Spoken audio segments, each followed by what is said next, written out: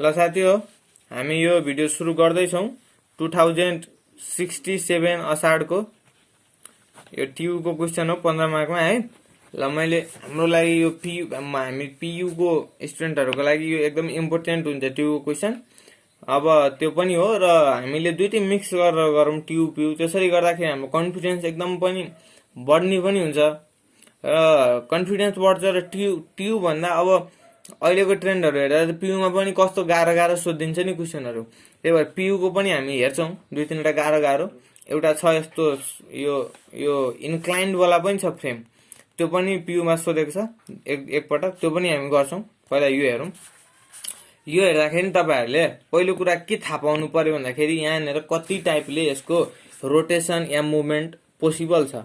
यो हेर्नुस् त यो भिडियोमा तपाईले कति टाइपले देखिरहनु भएको छ यहाँ, जहाँ यहाँ रोटेसन या मोमेन्ट पोसिबल छ। हेर्नुस् त एउटा भनेको कुरो यहाँ हेर्नुस् है, एउटा कुरो त यहाँनेर एउटा रोटेसन जोइन्टमा जहिले पनि एउटा रोटेसन हुन्छ।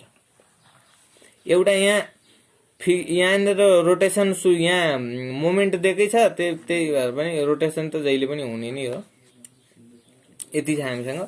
ल मैले यो क्वेशनमै बनाइदिए 1 र 2 भनेर तपाईहरुले नमान्नु होला। ल यसलाई के भन्छौं भन्दाखेरि हामी कोर्डिनेट चुजन भनेर भन्छौं है। ल अब यसपछि हामीले पहिलो काम के गर्नुपर्छ हेर्नुस् त, फिक्स इन मोमेन्ट निकाल्ने है। फिक्स इन्ड मोमेन्ट यहाँ हेर्नुस् त बिचमा कतै लोड छ, यसको नि बिचमा कतै लोड छ, तर यहाँ लोड छ।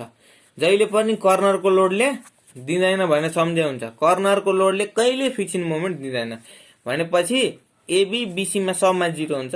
AB is equal to FEM BA is equal to FEM. हेर्नुस् त बीसी मा पनि कति छैन, बीसी। फेरि यो मोमेन्टलाई फेरि फिक्स इन मोमेन्ट लेख्यो भने गडबड हो, त्यो काम सुरुमै गडबड हो, त्यो सुरुमै त्यसपछि हिसाब नगरे हुन्छ। यो मोमेन्ट लाई फिक्स इन मोमेन्ट नलेख्नु होला किनकि यो पीएल सिस्टमको मोमेन्ट हो। FM CB is equal to 0 भयो। ल अब हेर्नुस् सबै 0 हुन्छ, किन हुन्छ भने यो कर्नरको लोड नलिनु होला है, बिचको लोड मात्रै लिने फिक्स इन मोमेन्टमा। एउटा काम सक्यो हाम्रो, स्टेप 1 को काम सक्यो। स्टेप 2 हेर्नुस्, यो 15 मार्कको क्वेशन हो, अलिकति लामो पनि हुन्छ हेर्नुस् है। अब पहिलो काम तपाईले यहाँ कति टाइपले रोटेसन हुँदो रहेछ, दुई टाइपको रोटेसन, 2 टाइप अफ रोटेसन हुन्छ भनेपछि मैट्रिक्स स्टिफनेस मैट्रिक्स साइज भनेको कति हुने भयो, के मैट्रिक्स को साइज कति हुने भयो 2/2 हुने भयो भनेपछि स्टिफनेस मैट्रिक्स कस्तो बन्छ हेर्नुस् त, K11 K12 K21 K22। Okay, यो मैले तपाईहरुलाई भन्न यतिकै सम्झाइदिएको मात्रै हो। अब हेर्नुस् फिक्स इन मोमेन्ट पछिको काम यो होइन, यो मैले तपाईहरुलाई भने मात्रै होइन। फिक्स इन मोमेन्ट पछिको काम के हो भन्दाखेरि P1 ड्याश र P2 ड्याश निकाल्ने फिक्स इन मोमेन्ट पछिको काम हो। 2/2 हो, त्यही भएर दुईटा मात्रै, 3/3 भएको P1 dash P2 dash P3 dash हुन्छ। ल यहाँ हेर्नुस् P1 ड्याश यो जुन छ नि फिक्स इन मोमेन्ट निकालेको सब 0 छ नि, त्यही भएर यो दुईटै 0 हुने भयो। बुझ्नु भएको कुरो है। P1 ड्याश र P2 ड्याश किन 0 भयो भन्दाखेरि फिक्स इन मोमेन्ट सब 0 छ, यहाँ भएको भए फिक्स इन मोमेन्टमा के भ्यालु भएको भए यहाँ आउँथ्यो होला। अब P1 र P2 को कुरो, P1 भनेको 1 कोर्डिनेटमा हेर्नुस्, 1 कोर्डिनेटमा नि P1 भनेको एक्सटर्नल जुन छ लोड छ कोर्डिनेटमा त्यो छ त, एक्सटर्नल लोड मोमेन्ट छ यहाँ छैन, यहाँ छ नि भनेपछि 1 मा मुभमेन्ट है, यो मोमेन्ट दिएको छैन, मोमेन्ट है 1 मा मोमेन्ट दिएको छैन 0, यहाँ 0 किनकि 1 मा मोमेन्ट दिएको छैन। 2 मा हेर्नुस् त 40 दिएको छ, एन्टी क्लकवाइज दिएको छ, त्यही भएर 40 तर एन्टी क्लकवाइज भनेपछि माइनस है। ल अब यसपछि हाम्रो के काम हुन्छ भन्दाखेरि P माइनस P बार, यो मैट्रिक्स निकाल्न सक्नु पर्यो हामीले भनेपछि हेर्नु त कति हुने, P भनेको 0 माइनस 0 0 प्लस हैन P माइनस P बार गर्दा कति भयो माइनस 40 माइनस 0 हैन भनेपछि कति भयो 0 र माइनस 40 हुने भयो हैन। ल अब एकछिन हेर्नुस् यहाँ, यो P माइनस P बार पनि आयो, केही गाह्रो छैन। अब मेन कुरो यहाँ पत्ता लगाउनु पर्ने कुरो के हो, P माइनस P बार आइसकेपछि अब हामीले यसमा निकाल्नु पर्ने कुरो भनेको कोअर्डिनेट चुज जसरी गरेको छौं हामीले त्यो अनुसारको काम गर्नुपर्छ। हेर्नुस्, अब 2x2 मैट्रिक्स हो नि, दुईटा फ्रेम बनाउनुहोस्, दुईटा फ्रेम बनाउनुहोस्। मैले जस्तो फ्रेम थियो त्यस्तै बनाए, तर यहाँनिर सपोर्टहरु चाहिँ नदिनु होला, सपोर्टहरु नदिनु होला है। अहिले म जे भन्दैछु त्यो कुरा याद गरिराख्नु होला। अब हेर्नुस्, यहाँनिर 1 भन्ने कोअर्डिनेट कहाँ चुज गरेछ? यहाँनिर बी मा, यहाँनिर चुज गरेछ। यो बाहेक सबैतिर क्ल्याम्प गरिदिनुहोस्, फिक्स क्ल्याम्प भयो। 2 भन्ने कोअर्डिनेट कहाँ चुज गरेछ? यहाँनिर, यो बाहेक सबतिर क्ल्याम्प भयो। जहाँ जहाँ चुज गरेछौ नि, यहाँ 1 यहाँ 2, यो दुईटा ठाउँ बाहेक यहाँनिर त यो दुईटामा क्ल्याम्प गर्नुहोस्, यहाँ बाहेक यो दुईटामा क्ल्याम्प गर्नुहोस्। अब हेर्नुस्, यहाँ 1 जुन ठाउँमा छ नि, यहाँ कर्व बनाउन सिक्नु है। यहाँनिर जुन छ यसले त 1 भन्ने सिस्टमले यो र यो दुईटै भ्याइसकेको छ कुरो भनेपछि हेर्नुस् त यहाँनिर हामीले क्लकवाइज बनाउनु पर्ने छ नि। हेर्नु त मैले यहाँ पनि क्लकवाइज बनाउनु पर्ने छ, त यहाँ यसरी बनायो भने र यहाँ क्लकवाइज बनाउनको लागि कसरी बनाउनु पर्ला? यसलाई क्लकवाइज बनाउनको लागि यसरी बनायो भने ल यसलाई यसरी नै बनाए रे, हैन? जतापट्टि एरो हुन्छ नि त्यहीँनिर भोडी निकाल्ने, यहाँनिर एरो छ यहाँनिर भोडी निकाल्ने भयो। यहाँनिर हेर्नुस्, यहाँनिर त 2 भनेकोले त एउटालाई मात्रै छोइरहेछ भनेपछि यहाँनिर जुन सपोर्ट छ सपोर्ट लेख्नुहोस्। त्यसपछि यहाँनिर क्लकवाइज भनेको मैले यसरी घुमाउँदाखेरि ल यहाँनिर बनाउन सजिलो भयो, यहाँनिर भोडी निकाले भयो। ल हेर्नुस्, अब तपाईले K1 K2 लेख्नको लागि यहाँ हेर्नु त यो 1 सिस्टम हो K1 लेख्नुहोस्, यो 2 सिस्टम हो K2 लेख्नुहोस्, यो 1 सिस्टम हो K1 लेख्नुहोस्, K1 लेख्नुहोस्, यो 2 सिस्टम हो K2 लेख्नुहोस् है। ल यो 1 ले गर्दा भइरहेको, यहाँ 1 मा काम गरिरहेको, त्यही भएर 1 र 1 थप्दिनुहोस्। यहाँ हेर्नुहोस्, यहाँ 2 मा काम गरिरहेको, त्यही भएर 2 र 2 थप्दिनुहोस्। के गाह्रो भयो तपाईलाई? केही भएन होला गाह्रो सायद। अब K11 र K12 निकाल्न अलिकति सम्झिनु पर्ने कुराहरू छ, त्यो चाहिँ छ है। त K11 भनेको हेर्नुस् त, यहाँबाट यो 11 भनेको यतातिर हेर्नु पर्यो है। फेरि यहाँबाट नि यही, यहाँबाट नि यही, सबैतिरबाट यही एकै ठाउँ हेर्नु हुँदा यहाँबाट हेर्नुस् त K11 भनेको दुईटैको लागि हो नि। K11 भनेको त दुईटैलाई भ्याइरहेछ, यता पनि फिक्स छ यता पनि फिक्स छ। यो आई कन्स्ट्यान्ट छ यसमा, यो 3 मिटरको छ यो 5 मिटरको छ भनेपछि यहाँबाट हेर्दाखेरि यो फिक्स यो पनि फिक्स। फिक्सको लागि जहिले पनि के हुन्छ भन्नुस् त, फिक्सको लागि 4E K1 है। K11 भनेको 4EI भनेको आई नै छ नि, आई।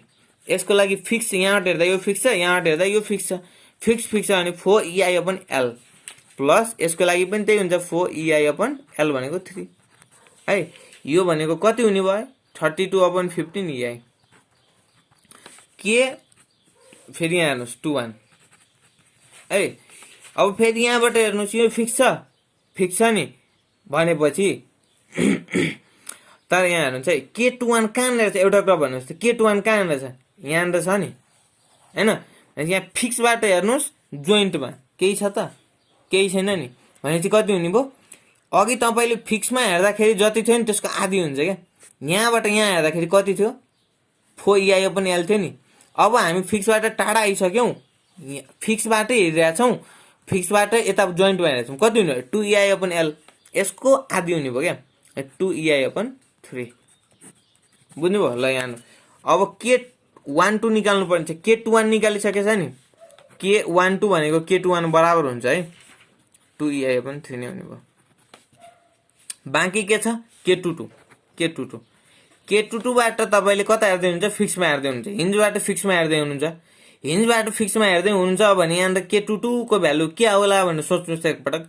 K22 को अघि पनि हेर्नुस् त फिक्समा हेर्दा कति थियो रे? 4EI अपन L भनेपछि यहाँ पनि फिक्समा हेर्दा कति हुन्छ? 4EI अपन L भनेको 3। सक्यो कुरो?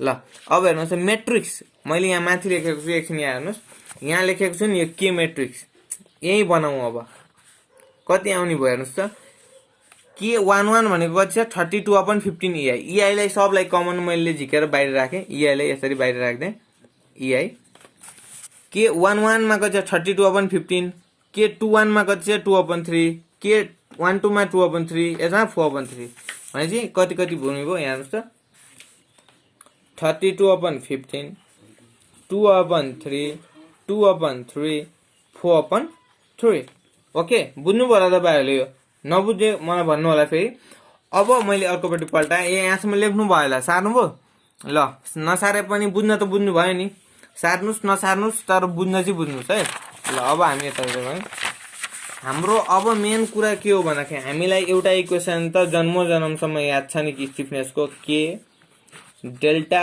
Is equal to p minus p bar फेरि यसलाई भावनामा बगेर p dash minus p bar त्यस्तो लेख्दिनु भयो भने त्यो चौपट बिग्रियो है अब हेर्नुस् त डेल्टा भनेको के हुने रहेछ डेल्टा मैट्रिक्स भनेको के मैट्रिक्स यतापट्टि आउँछ -1 है p माइनस p बार हो यतापट्टि आउँदा इन्भर्स आउने रहेछ त्यसपछि यहाँ हेर्नुस् सब एकछिन हामीले जुन मैट्रिक्स के लेखेको छौं नि के मैट्रिक्स कति छ रे EI त्यसपछि 32/15 2/3 2/3 4/3 छ नि हैन यतिलाई के गर्नु रे इन्भर्स गर्नु पर्ने इन्भर्स र यो p माइनस p बार त सुरुमै निकालिसकेछौं हामीले कति हुने भयो p माइनस p बार भनेको 0 र -40 छ हैन यहाँ अब तपाईहरुले अब एउटा कुरा e 1 2 को इन्भर्स कति हुन्छ 1/2 हुन्छ नि त्यसै ei को इन्भर्स 1/ei हुन्छ अब यो मैट्रिक्स को इन्भर्स चाहिँ हेर्नुहोस् हैन तपाईहरुले के गर्नु पर्यो भन्दाखेरि how to calculate inverse using calculator भनेर युट्युब मा सर्च गर्नुहोस् र सिक्नुहोस् किनकि म्यानुअली गरेर सम्भव छैन यो सम्भव त छ तर तपाईँ धेरै टाइम लाग्छ र त्यो सिकिसके how to multiply two matrix त्यो पनि सिक्नु होला है र प्लिज यसलाई यता र यसलाई यता लेख्ने काम नगर्नु होला त्यो भनेको चौपट त्यो हिसाब बिग्रिसक्यो त्यो किन बिग्रिन्छ भन्दाखेरि मैट्रिक्स को के अर्डर हुन्छ मल्टिप्लिकेसन गर्नको लागि यो 2 को छ भने यो कतिको छ 1 2 2 1 को छ कलम र कलमको साइज मिल्नु पर्ने भएकोले यसलाई यता र यसलाई यता लेखेपछि त्यो चाहिँ स्योर त्यो काट्दै हुन्छ टिचरले पनि है पहिला तपाईले के निकाल्नुहोस् भन्दाखेरि क्याल्कुलेटरमा थिच्नुहोस् how to calculate inverse of the matrix अनि त्यहाँनेर 2/2 को 3/3 को सम्म सिकाउँछ 4/4 को त क्याल्कुलेटरले ध्यान्दैन हाम्रो र how to multiply two matrix भन्ने पनि सिक्नुहोस् यहाँ तपाईले भ्यालु निकाल्नुहुन्छ 100/9 र -320/9 बुझ्नु भएको कुरो यो भनेको डेल्टा भनेको यहाँ हेर्नुस् त डेल्टा 1 डेल्टा 2 अब यो ei त यता आयो हेर्नुस् है ei त यता मल्टिप्लाई गर्दा के आयो ei डेल्टा 1 ei डेल्टा 2 भनेको 100/9 -320/9 भयो यो ei डेल्टा 1 र ei डेल्टा 2 भनेको के होला सोच्नुस् त रोटेसन हुँदाखेरि थीटा भन्ने कुरासँग हामी खेल्दाखेरि यो त थीटा 1 र थीटा 2 होला नि हैन यो भनेको थीटा 1 भनेको थीटा b मा लिएको थियो हामीले यहाँ हेर्नुस् त रोटेसन यहाँ र b मा लिएको थियो c मा लिएको थियो त थीटा b र यो थीटा c भनेको कति कति यो ei लाई यतापटि ei लाई हामीले मल्टिप्लाई गर्न सक्छौं यतापटि 100/9 ei -320/9 ei by ei है by ei हो नि फेरि यो सँगै 9 ei सँगै हो यो पनि ei सँगै हो है ल अब के कुरा गर्ने भन्दाखेरि अब हामीलाई के कुरा गर्न मन लागेको छ बेन्डिङ मोमेन्ट डायग्राम त बनाउन मन लागेको होला क्वेशनमा नसोधे पनि अलिकति गाह्रो भने कि बेन्डिङ मोमेन्ट डायग्राममा जस्तो छ फिगर त्यस्तै बनाउनुहोस् अब म बेन्डिङ मोमेन्ट डायग्राम चाहिँ गरिरहेको छु तपाईलाई के थाहा छ भन्दाखेरि यहाँ fixing moment all fixing moment 0 छ भनेपछि तपाईले मोमेन्ट निकाल्नु पर्ने छ भने MAB MBA MBC र MCB यो चारवटा फिक्सिङ मोमेन्ट सबमा 0 छ त्यो त लेख्नै परेन सबमा 2ei/l है 2ei/l भनेको यो दुईटामा 5 छ है 2ei पनि कन्स्ट्यान्ट छ यिनीहरुमा 3 छ